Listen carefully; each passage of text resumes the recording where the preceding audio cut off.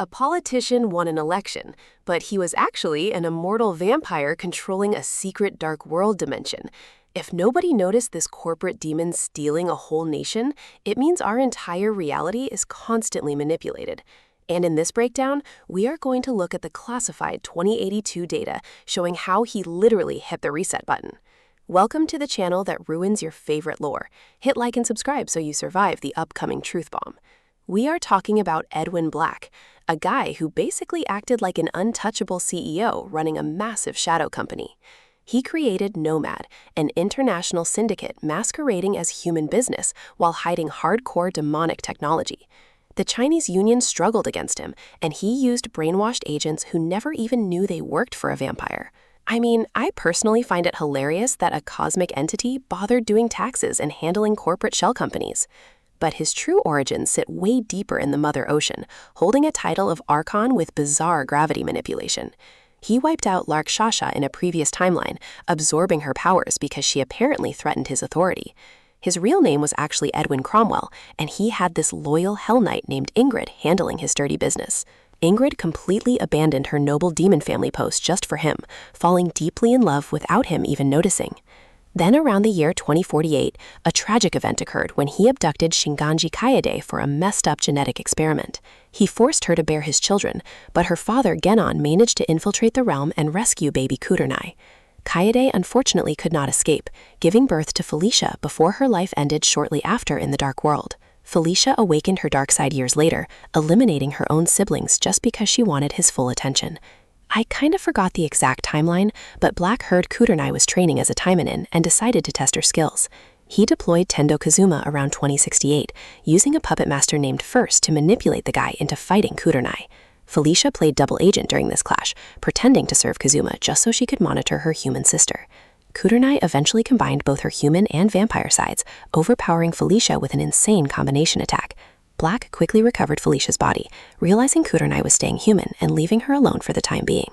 And you know what is crazy about this dude? He orchestrated a massive military strike against the Koukawa clan village. He captured a kid named Asaka, forcing her guardian Oboro into a desperate duel just to secure the young girl's safety. Black easily won that fight and took Oboro away, completely wiping out the rest of the clan outside of those two girls. But Oboro pulled a sneaky move, moving her soul away with a ninja art and transforming into the masked Taimanin later. First then stuffed a demonic soul into Oboro's empty shell, forming a proxy ninja group to fight without Nomad looking. Igawa Asagi ended up destroying this proxy puppet in 2069, retiring with her lover Kyosuke right after the whole mess. Black picked up the pieces immediately, upgrading the corpse with demonic cells because he refused to lose his new toy. He put this resurrected puppet in charge of the Chaos Arena in 2072, hoping to drag Asagi right back into active duty. The puppet captured Kyosuke and Asagi, forcing Asagi into a brutal cage match against her sister for sheer amusement. Asagi ultimately claimed her lover's life because he acted as the host for the puppet, ending the cursed duel forever. Black was heavily impressed by this dark choice, allowing both sisters to walk away since she proved willing to go far. He resurrected Oboro again as a vampire, but then a clone of her popped up working for the rival Dragon Gate Syndicate. Turns out a traitor sold his genetic data, and Black showed up at a new Chaos Arena in 2075, suspecting Kiryu Sabato. Black knocked out two arriving Taimanins instantly, warning Kiryu that traitors would face absolutely zero forgiveness. Kiryu escaped anyway, with Murasaki's help, joining the Gosha lineage to supply them with his stolen medical knowledge. Black tried reclaiming his research in 2076, but the clone damaged him so badly he had to hide inside a demon host. He basically manipulated the clone into eliminating 3 random targets in Tokyo Kingdom to bait Asagi into an ambush. The hideout exploded, sending Asagi jumping out a window right into Black, who was waiting near the bottom floor level. They fought fiercely until he injected her with a tiny needle, poisoning her mind and triggering awful demonic dreams. Asagi managed to escape temporarily, leaving Black heavily damaged and desperately waiting near the broken city bridge. Yatsukuro arrived to rescue the girls, engaging the demon host in combat and successfully destroying the outer shell. Black immediately hijacked Kuro's body instead, utilizing the host's innate ninja art to heal his catastrophic damage. He watched quietly for weeks alongside his vampire minion as Asagi suffered through intense torture inside the facility. Asagi finally snapped into a demonic form, wiping out her captors, while Black just smiled at her glorious corruption.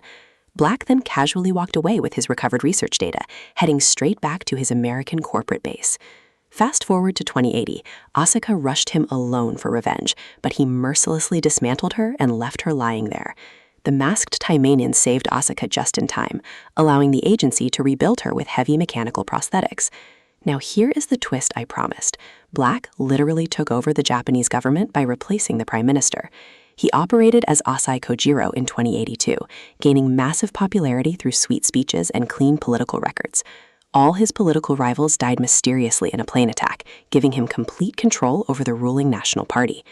Meanwhile, First tried turning Kosuke into a literal meatball to control Asagi, but the spell failed spectacularly. Black kept the meatball anyway, thinking it might be useful, sending Ingrid out to investigate multiple base attacks. First betrayed Ingrid as well, turning her into a brainwashed tool for Oboro, while Black pushed his political agenda. He ordered Nanomura Hiro to end his own life at a summer house, using hostages to frame the ninja village as rogue. With the blame set on Gosha Village, Black enforced a strict curfew and pushed Japan to merge with his allied nation. He dispatched the Kanda Brigade to raid the village, catching them completely off guard while top fighters were gone. Asaka infiltrated the academy to free students, beating First, which forced the fake prime minister to finally show up. Black transformed into his horrifying Archon form, overpowering Asaka completely until the masked Taimanin intervened. He claimed Oboro's life right there, ending her existence before she could transfer her soul into another spare body. A tragic event occurred days later when the Kanda Brigade captured and eliminated Sakura and Murasaki for hiding data. Black absorbed their lifeless bodies into himself, planning to demonize them and steal their incredibly powerful arts. He gained immense physical strength and shadow control, creating a terrifying arsenal that Asagi would soon have to face. Asagi arrived and destroyed the squad using her demonic power, completely enraged by the recordings of her dead friends. Black easily knocked her out, dragging her into the Palace of Darkness located deep within the center of Yomihara City. His ultimate goal was fusing with Asagi completely, tasking Oboro to break her will, using the captured Asaka as hostage. Oboro essentially manipulated Asaka using the Meatball Brother, turning the situation into an absolute dark nightmare. Asagi unleashed her inner demon even further, wiping out the corrupted versions of her friends in a brutal shoutout. But Black effortlessly stopped her kamikaze attack, standing victorious over the crumbling remnants of her broken spirit. He casually explained the true nature of the multiverse, revealing his ability to entirely reset the universe at will. The world literally ended right there, resetting into a brand new timeline where Black and a vampire Asagi ruled safely. Honestly, most people ignore this bleak reality and prefer the alternative timeline where Asaka managed to free herself. In that specific scenario, Oboro got completely double-crossed by her own enslaved knight, ruining the dark torture.